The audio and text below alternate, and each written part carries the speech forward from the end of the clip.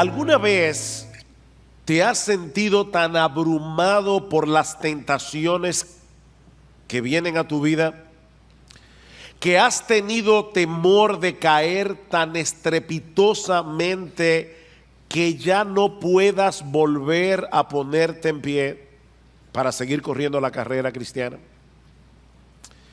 ¿Alguna vez tú te has preguntado si vas a poder perseverar hasta el fin? Yo me he preguntado eso.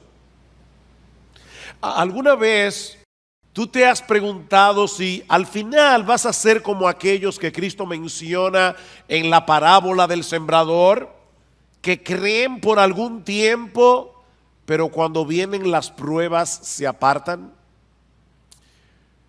O quizás en este momento tú te ves tan estancado en tu vida cristiana que ya perdiste la esperanza de seguir avanzando, de llegar a ser útil para el reino de Dios. Bueno, mi hermano, si esa es tu situación en esta mañana, yo espero que la enseñanza de este pasaje te sea de mucho ánimo y te sea de mucho estímulo. Algunos de los creyentes que recibieron originalmente esta carta, que conocemos como la carta a los Hebreos, estaban exactamente en la misma situación que tú. Eran cristianos, judíos, que estaban siendo presionados e incluso maltratados por sus hermanos de raza para que volvieran a su antigua fe, para que regresaran al judaísmo. Y era tal la presión que algunos ya se habían apartado de la fe y otros parecían estarse deslizando. Es por eso que en la carta a los Hebreos encontramos varias advertencias en contra del pecado de la apostasía. Y niños, esta palabra es extraña para algunos de ustedes, pero apostatar no es otra cosa que apartarse de la fe. Una persona que por un tiempo dice que es cristiana y de repente vuelve al mundo. Eso es apostatar. Y es precisamente en el contexto de una de las advertencias más fuertes de esta carta en contra de la apostasía que se encuentra el texto que vamos a estudiar en la mañana de hoy. De hecho, algunos han concluido erróneamente a la luz de este pasaje que un verdadero cristiano puede perder la salvación y volver otra vez a su estado anterior de incredulidad. Pero mis hermanos, tal cosa es imposible. La escritura es muy clara en el sentido de que solo apostatan de la fe aquellos que parecían ser cristianos, pero que nunca lo fueron realmente.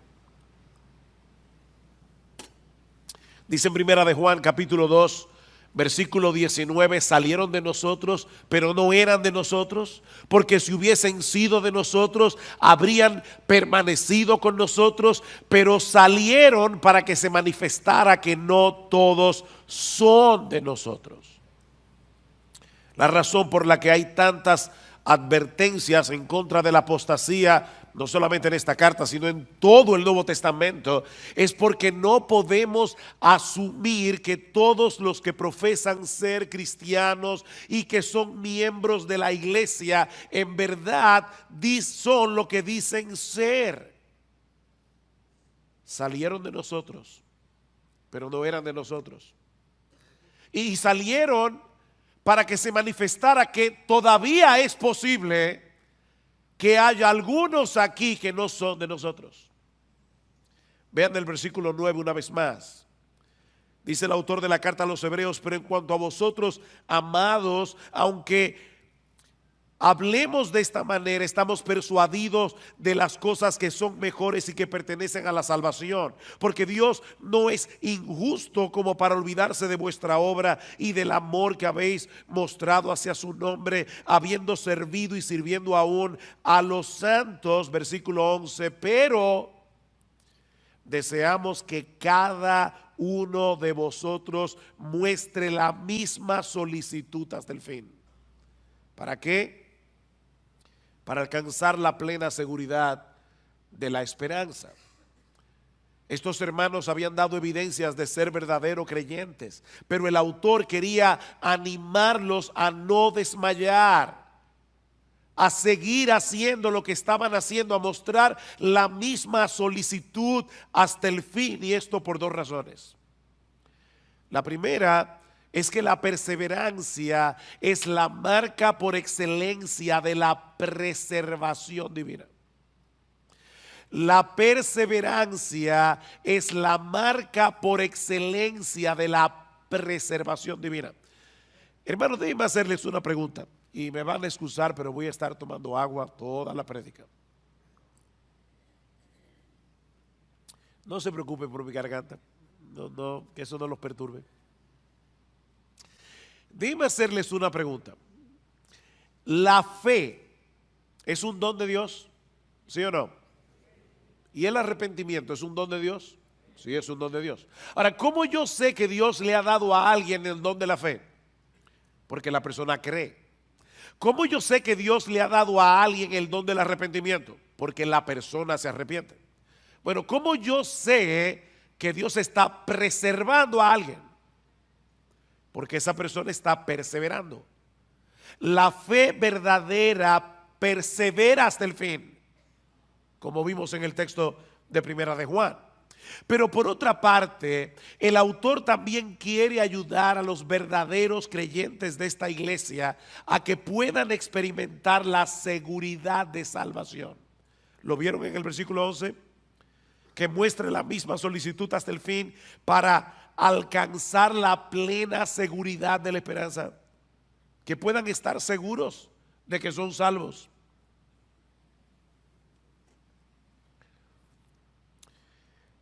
Mis hermanos, se puede ser un verdadero creyente y no tener certeza de que lo eres. La seguridad de salvación no la tienen todos los cristianos. ¿Oyeron eso? O dejen ponerlo de otra manera. La inseguridad de salvación no es una prueba de que no somos cristianos. Hay muchos creyentes que van a llegar inseguros al cielo. Y hay muchos impíos que van a llegar seguros al infierno, creyendo que son creyentes. No todo el que me dice Señor, Señor, entrará en el reino de los cielos, sino el que hace la voluntad de mi Padre que está en los cielos. Así que la seguridad de salvación no es necesaria para ser salvo. Sin embargo, cuando un creyente no puede estar seguro de su salvación, no podrá disfrutar plenamente de la bendición de ser salvo. Ni tampoco podrá correr bien la carrera. Noten el versículo 12. Porque yo quiero que ustedes alcancen la plena seguridad de la esperanza, a fin de que no seáis perezosos. El estar seguro te mueve a no ser perezoso. ¿Cómo podremos entonces obtener una plena certeza de nuestra salvación?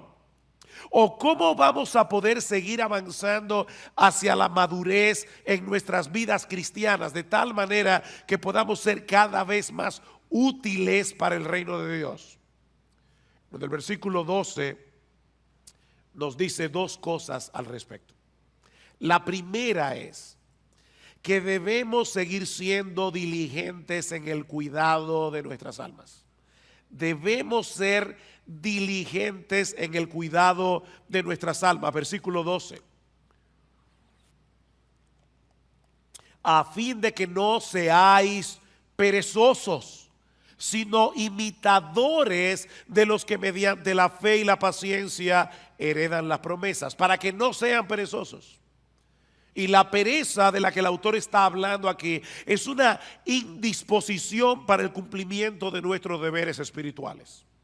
Tú debes leer la Biblia, tú debes orar, tú debes venir a la iglesia, debes venir al culto de oración, debes leer buenos libros cristianos, debes tener una comunión edificante con otros hermanos en la fe.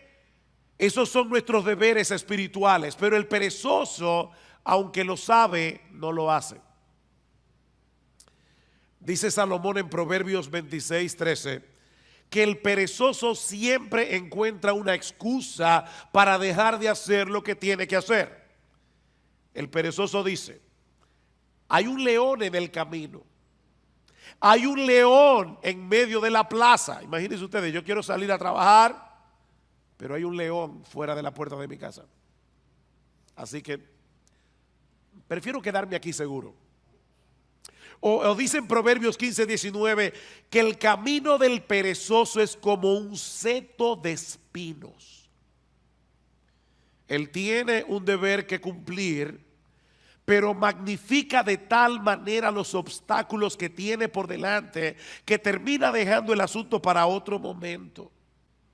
Y es interesante porque no es que el perezoso no desee estar en una mejor condición espiritual. No, de hecho, en Proverbios 13:4 dice que el alma del perezoso desea, pero nada alcanza.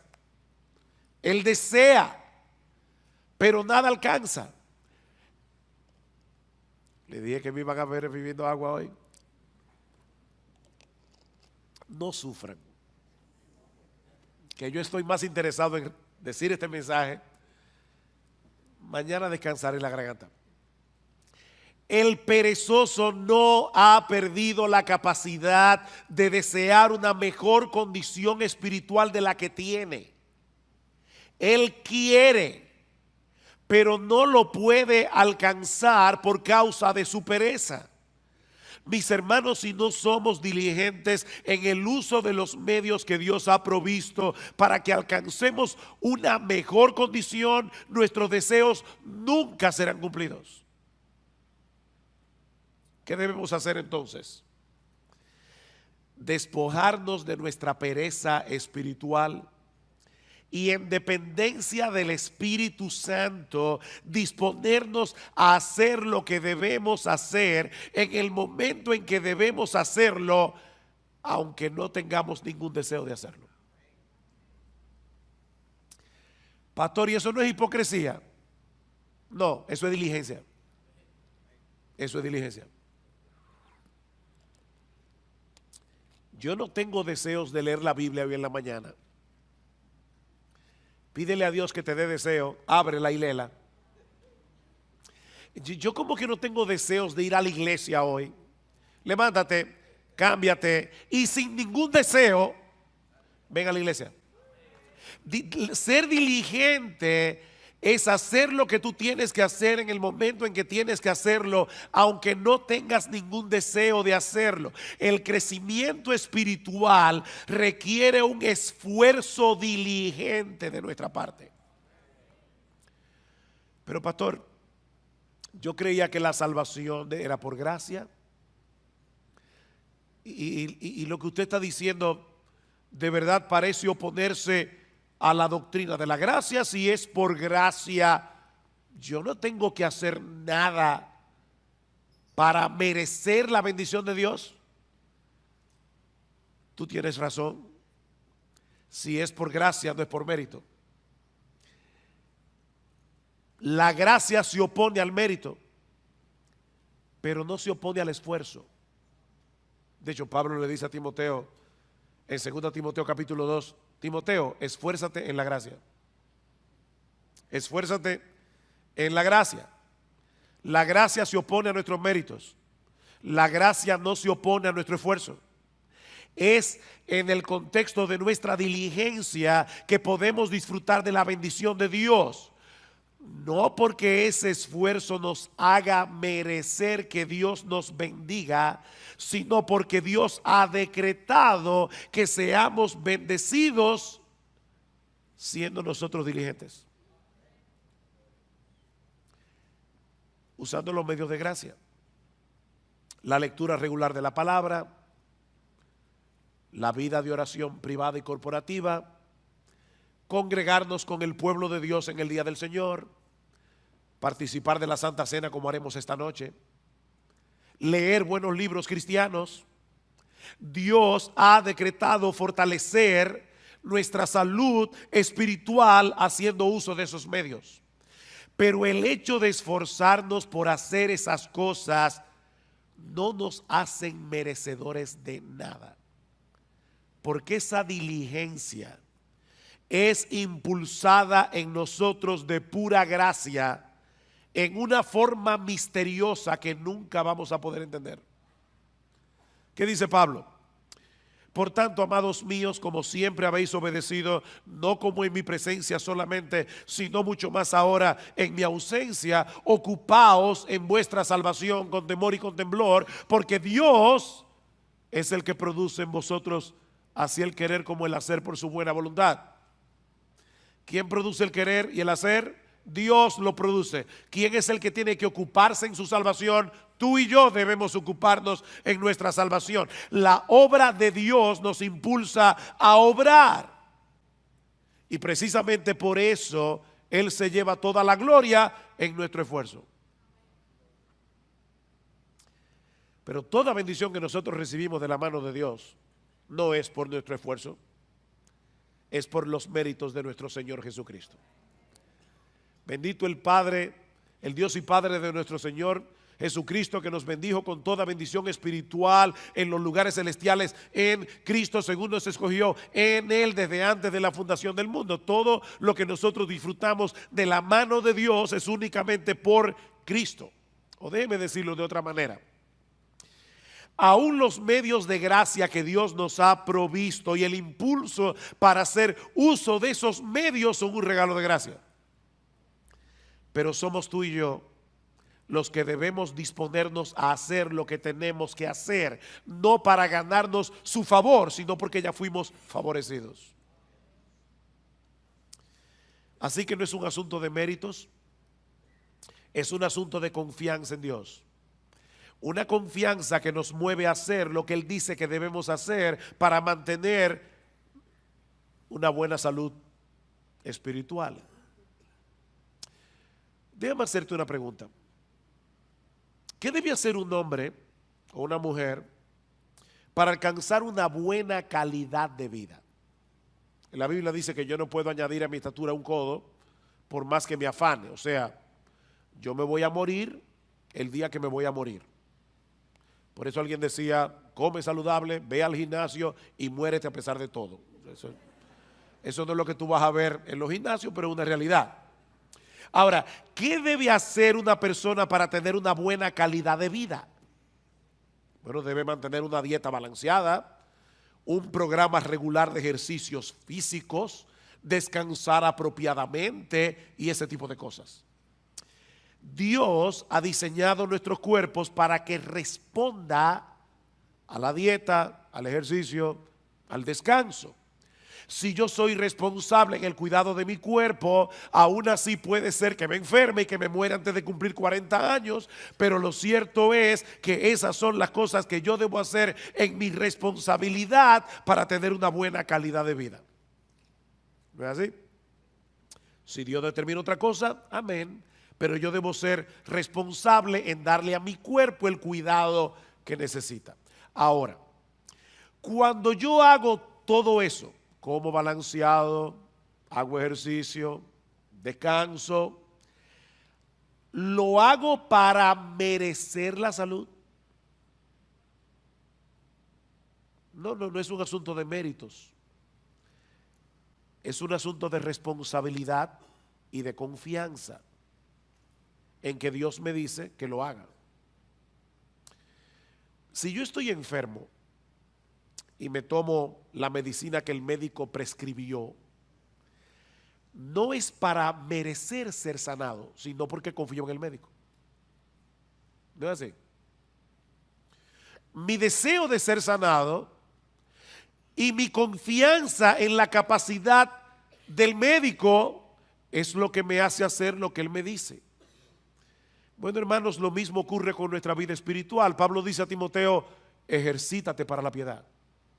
O como lo traduce la Biblia de las Américas, disciplínate a ti mismo para la piedad. Eso es algo que nadie puede hacer por ti. O sea, no esperes que tú te vas a levantar por la mañana. Wow, qué deseo yo tengo de salir a correr 5 millas. No. A veces los que corren y hacen ejercicio físico no tienen deseo de levantarse, pero ellos lo hacen por responsabilidad. Bueno, tampoco esperes que todas las mañanas tú te vas a levantar con un impulso para leer tu Biblia. No, a veces tú vas a querer seguir durmiendo, pero debes levantarte como quiera, abrir tu Biblia y leerla. Ejercítate para la piedad. Disciplínate a ti mismo para la piedad. Ahora, nunca olvides que son medios de gracia. Eso quiere decir que aun cuando haces uso de esos medios que Dios ha prescrito para preservar la salud de nuestras almas, debemos hacerlo descansando en Él. No en nuestras propias fuerzas o en nuestra propia capacidad. Señor, voy a leer tu palabra, dame entendimiento. Abre mis ojos para ver las maravillas de tu ley. Alimenta mi alma. Déjame ver a Cristo en las páginas de las Escrituras y aumenta mi admiración por Él. Porque contemplando su gloria es que somos transformados de gloria en gloria. Señor, voy al culto de oración o de adoración. Por favor, ayúdame a adorarte sin distracciones. Por favor, ayúdame, Señor, que yo pueda percibir y experimentar tu presencia junto a mis hermanos en la iglesia. Ayúdame, Señor, para atesorar la palabra predicada de tal manera que obre poderosamente en mi corazón. Ayúdame, Señor. Así que lo primero que el autor de Hebreos nos está diciendo aquí es que si tú quieres perseverar hasta el fin, si tú quieres seguir avanzando hacia la madurez cristiana, debes ser diligente en el cuidado de tu alma. Amparado en el poder del Espíritu de Dios, pero tú debes ser diligente en el cuidado de tu alma. Pero hay algo más que debemos hacer. Y es aprender a esperar con fe y con paciencia que Dios haga en nuestras vidas lo que Él ha prometido hacer. Vean el versículo 12 otra vez. A fin de que no seáis perezosos, sino imitadores de los que mediante la fe y la paciencia heredan las promesas. El texto no nos dice explícitamente quiénes son esos creyentes a los que debemos imitar, pero obviamente se refiere a todos los hombres y mujeres de fe del Antiguo Testamento que encontramos en el capítulo 11 de la carta a los Hebreos, y de los cuales Abraham es un prototipo. Vean el versículo 13. Pues cuando Dios hizo la promesa a Abraham, no pudiendo jurar por uno mayor, juró por sí mismo. ¿Por quién jura Dios? Por Él mismo. Diciendo, ciertamente te bendeciré y ciertamente te multiplicaré. Y así, habiendo esperado con paciencia, obtuvo la promesa. Habiendo esperado ¿cuántos años? 25 años. Con paciencia. Pero Dios le dio el hijo. La historia de esos hombres, mis hermanos, quedaron registradas en las Escrituras con un propósito didáctico. Dice Romanos 15, porque todo lo que fue escrito en tiempos pasados para nuestra enseñanza se escribió a fin de que por medio de la paciencia y del consuelo de las Escrituras tengamos esperanza. Entonces, un consuelo para ti leer la historia de Abraham y ver que cuando este hombre tenía casi 100 años y Sara 90 y era estéril, esta mujer salió embarazada. ¿Y sabes qué fue lo que le embarazó? La promesa de Dios. Dios lo prometió. Y cuando Dios promete algo, Él lo hará en su tiempo, pero Él lo hará. El Espíritu Santo inspiró a los autores de las Escrituras para que dejaran un registro de las historias de estos hombres y mujeres del pasado que se aferraron a las promesas de Dios con fe y con paciencia. Aún en medio de circunstancias muy difíciles. Y Dios quiere que imitemos a esos hombres que supieron esperar paciente y confiadamente en el cumplimiento de las promesas. La fe nos capacita para confiar en el poder y en la buena disposición de Dios para concedernos lo que Él nos ha prometido, pero la paciencia nos permite esperar que Él lo haga en su tiempo, no en el nuestro. Fe y paciencia. Mis hermanos, la clave para perseverar hasta el fin no es creer, es seguir creyendo. No es creer, es seguir creyendo. Es seguir esperando hasta que Dios en su sabiduría haga lo que Él ha decidido hacer, en el tiempo en que Él ha decidido hacerlo y en la forma como Él quiere hacerlo. Esta palabra que aparece en nuestro texto y que se traduce como paciencia nos habla de quietud y confianza prolongada en medio de la aflicción. Eso es paciencia. La fe nos lleva a descansar confiados en las promesas de Dios. La paciencia nos permite continuar esperando lo prometido, aunque en medio de las circunstancias en que nos encontremos nos dé la impresión de que Dios se olvidó del asunto.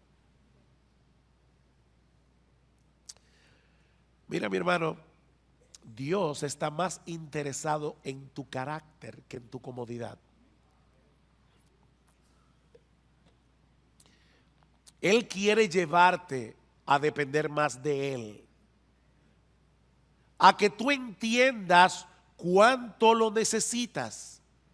Si tú llamas una vez y no se te abre, y llamas otra vez y no se te abre, y vuelves a llamar y no se te abre, y por eso dejas de llamar, puede ser que todavía tú no hayas entendido cuánto tú necesitas la bendición de Dios. Eso quiere decir que tu fe necesita ser fortalecida. ¿Y sabes cuál es la lagartija que fortalece la fe? Yo no sé cómo le llamarán ese ejercicio en otra parte de América Latina, pero los push-ups, no sé cómo decirle. ¿Sabes cuál es el ejercicio que fortalece la fe? Seguir esperando a la promesa de Dios.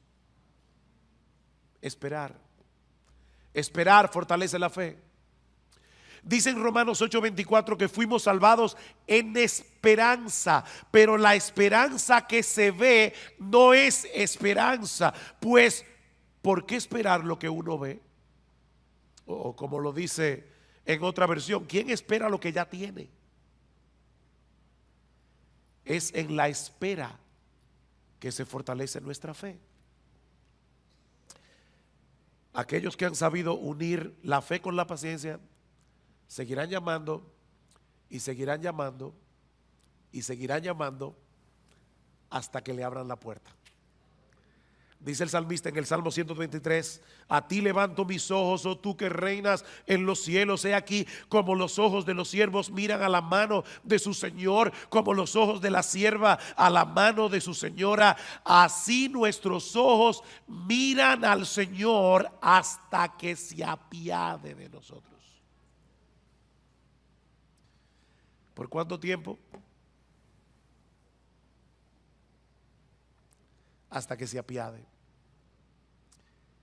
Salmo 130: espero en el Señor, en Él espera mi alma y en su palabra tengo mi esperanza.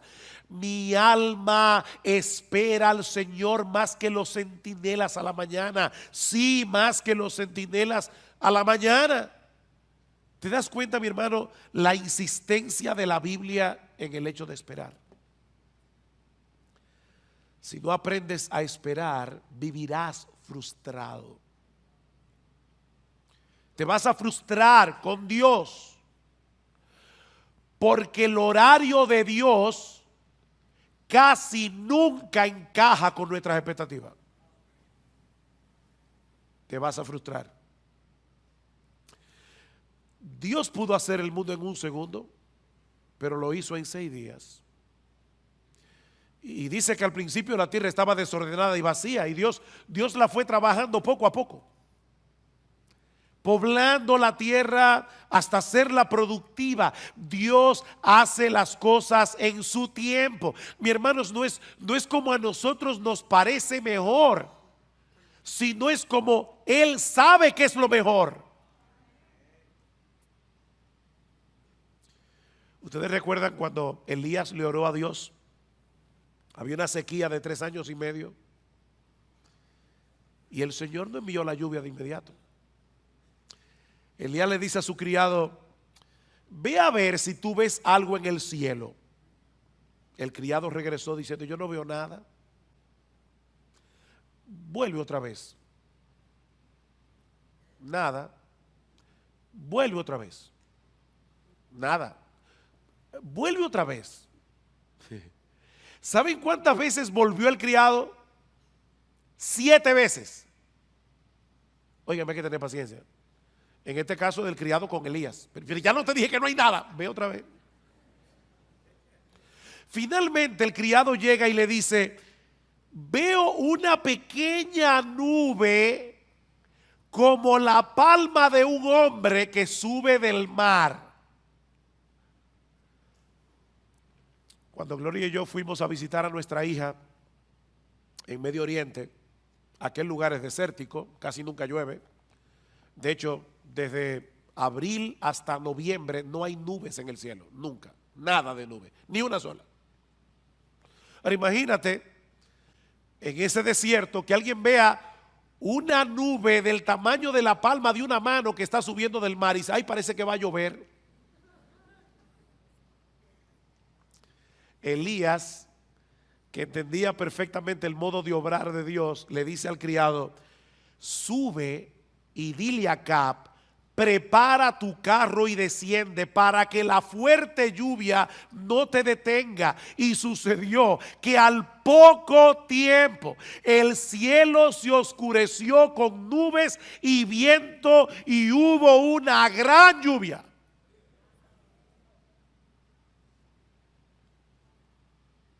Dios tiene su forma de obrar.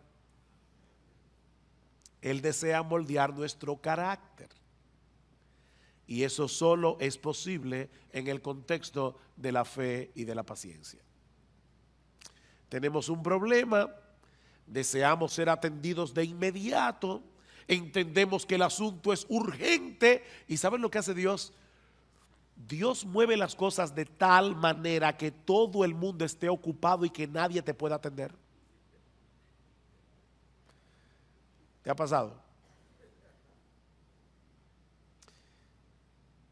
¿Sabes qué es lo que Dios está haciendo? Enseñándote a esperar con fe y con paciencia. Tu mayor problema no es que te atiendan. Tu mayor problema es tu falta de fe. Y Dios está moldeando tu carácter. Mis hermanos, ¿qué aflicción puede ser mayor que la muerte de un ser querido? Pero cuando Marta y María mandaron a llamar a Jesús porque Lázaro estaba enfermo, el Señor ni se apresuró. Él esperó pacientemente a que el problema se pusiera peor para mostrar más abundantemente su poder. Lázaro finalmente murió y Cristo lo levantó de los muertos. Y en el proceso le enseñó a Marta y a María a esperar con fe y con paciencia.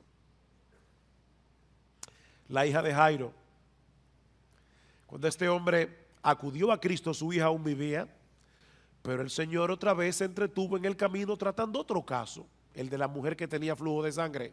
Y ustedes saben lo que sucedió. La niña muere y Cristo de nuevo la levanta de los muertos. Estas historias están en la Biblia, mis hermanos, para enseñarnos algo.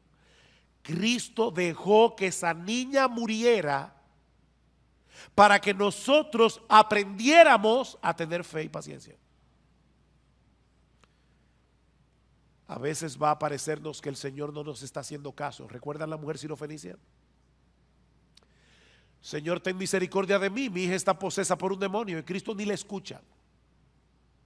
Los apóstoles vienen. Por favor, Señor, haz algo para que esta mujer nos deje tranquilos. No es correcto quitarle el pan de los hijos para dárselo a los perrillos. Yo vine primero a los perdidos de la casa de Israel. Y esta mujer le dice: sí, Señor, pero aún los perrillos comen de las migajas que caen de la mesa de sus amos. Y Cristo le dice: mujer, por causa de tu fe, lo que tú quieres te será hecho. Y dice que su hija fue sanada en aquella misma hora. Esta mujer no desmayó, y por medio de la fe y de la paciencia obtuvo la bendición que deseaba.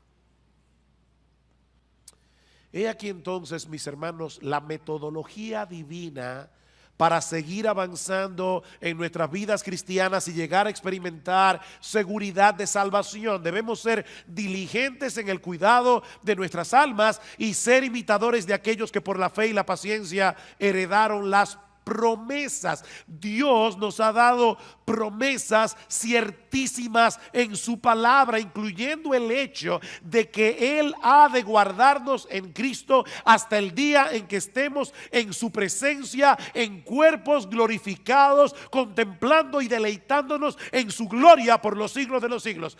Él lo ha prometido y Él lo hará. Mis ovejas oyen mi voz y yo las conozco y me siguen, y yo les doy vida eterna y no perecerán jamás, ni nadie las arrebatará de mi mano. Mi Padre que me las dio es mayor que todos y nadie las puede arrebatar de la mano de mi Padre. Si esperamos en las promesas de Dios con fe y con paciencia, tendremos el combustible necesario para energizar nuestra diligencia en el cuidado de nuestras almas. Recuerden lo que dice el autor de la carta a los Hebreos: deseamos que cada uno de vosotros muestre la misma solicitud hasta el fin. ¿Para qué? Para que tengan seguridad de salvación. ¿Para qué? Para que no seáis perezosos. Para que no seáis perezosos. Las promesas de Dios son las que le dan contenido a nuestra fe. Creer en Dios es confiar en su fidelidad para cumplir lo que Él ha prometido sobre la base de la obra consumada de Cristo a nuestro favor. Eso es lo que el autor de la carta dice más adelante. Versículo 16. Porque los hombres juran por uno mayor que ellos mismos. ¿No es así? Hay gente que jura por Dios. ¿Y por quién jura Dios? Los hombres juran por uno mayor que ellos mismos, y para ellos un juramento dado como confirmación es el fin de toda discusión. Por lo cual Dios, deseando mostrar más plenamente a los herederos de la promesa la inmutabilidad de su propósito, interpuso un juramento. Dios juró por sí mismo, a fin de que por dos cosas inmutables, en las cuales es imposible que Dios mienta, los que hemos buscado refugio seamos grandemente animados para asirnos de la esperanza puesta delante de nosotros.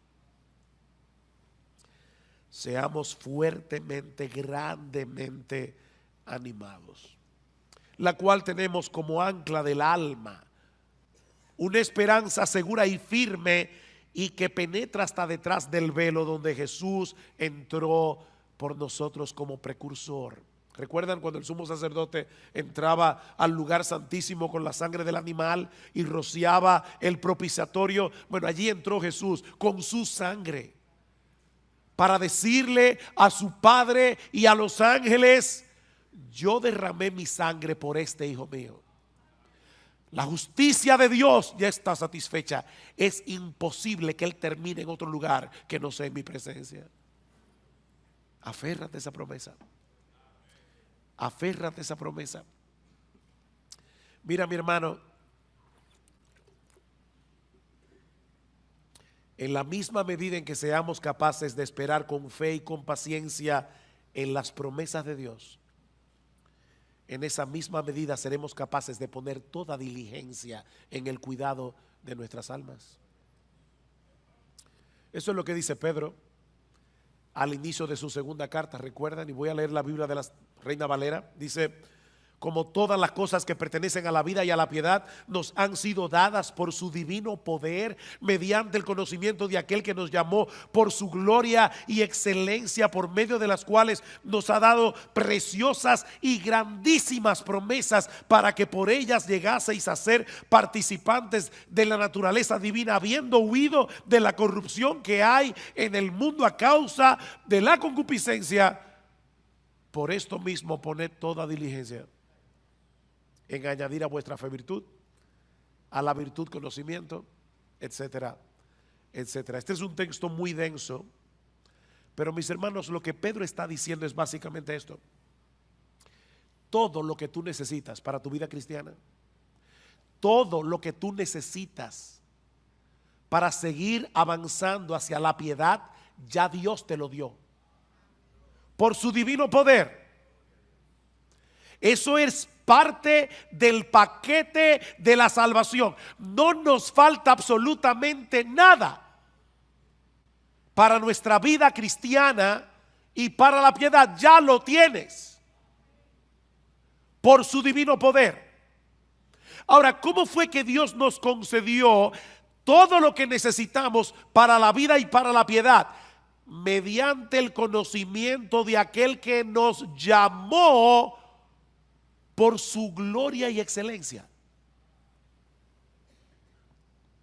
¿No le suena raro eso? Aquel que nos llamó por su gloria y excelencia. ¿Cómo Dios llama por su gloria y excelencia? Muy fácil. Dios abrió los ojos de nuestro entendimiento para que pudiéramos ser capaces de ver con deleite la gloria y las excelencias de Jesús. Lo que lo hacen a Él el ser más hermoso, el ser más deleitoso de todo el universo. Y de esa manera Dios nos atrajo a Jesús por su gloria y excelencia.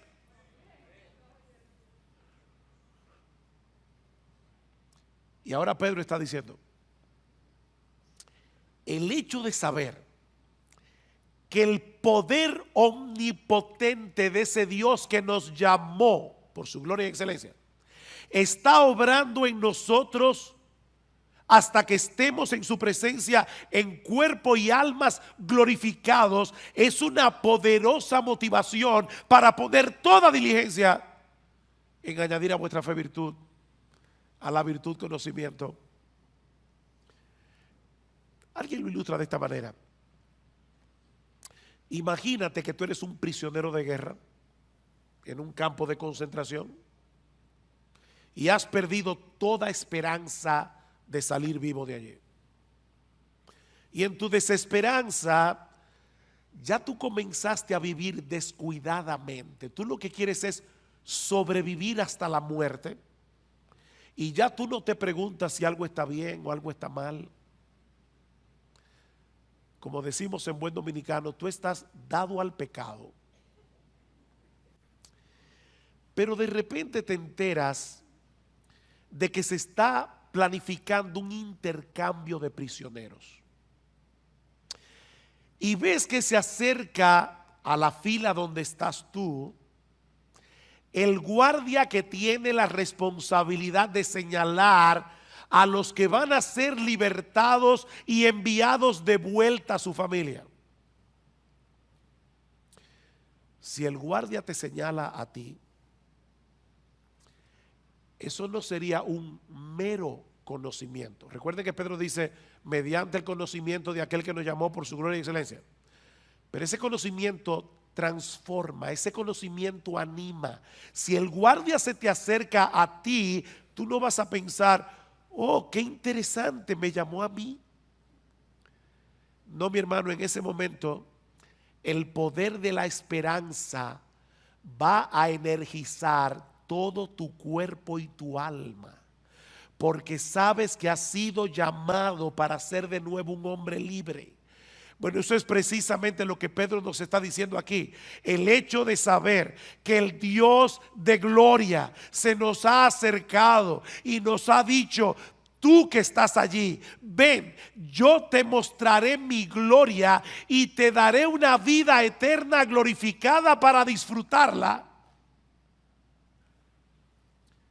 Esa es una esperanza que energiza nuestra diligencia para seguir avanzando en el camino de la piedad. De ahí lo que sigue diciendo Pedro: como ustedes tienen esas preciosas y grandísimas promesas, vosotros también, poniendo toda diligencia por esto mismo, añadid a vuestra fe virtud, a la virtud conocimiento, al conocimiento dominio propio, al dominio propio paciencia, a la paciencia piedad, a la piedad afecto fraternal y al afecto fraternal amor. ¿Se dan cuenta? Este texto concluye como comienza Hebreos 6. Pedro lo pone al revés. Esperar con fe y con paciencia en las promesas de Dios es lo que nos hace diligentes para añadir a la fe virtud, a la virtud conocimiento y así sucesivamente. Mis hermanos, no hay forma de avanzar sin esperanza. Y la esperanza se alimenta de las promesas de Dios. Solo si aprendemos a esperar en ellas con fe y con paciencia. Promesas, esperanza, fe y paciencia. Y ahora yo te pregunto: ¿qué tanto tú estás alimentando tu esperanza con las promesas de la palabra de Dios? ¿Qué tan a menudo tú traes esas promesas a tu mente, sobre todo cuando estás en medio del dolor y de la aflicción? ¿Cuándo fue la última vez que en una forma consciente tú meditaste en una promesa de las Escrituras hasta que la paz y la quietud trajeran descanso a tu alma? ¿Qué tan dispuesto tú estás a seguir esperando en Dios, sabiendo que Él selló cada una de sus promesas con la sangre que Cristo derramó por ti?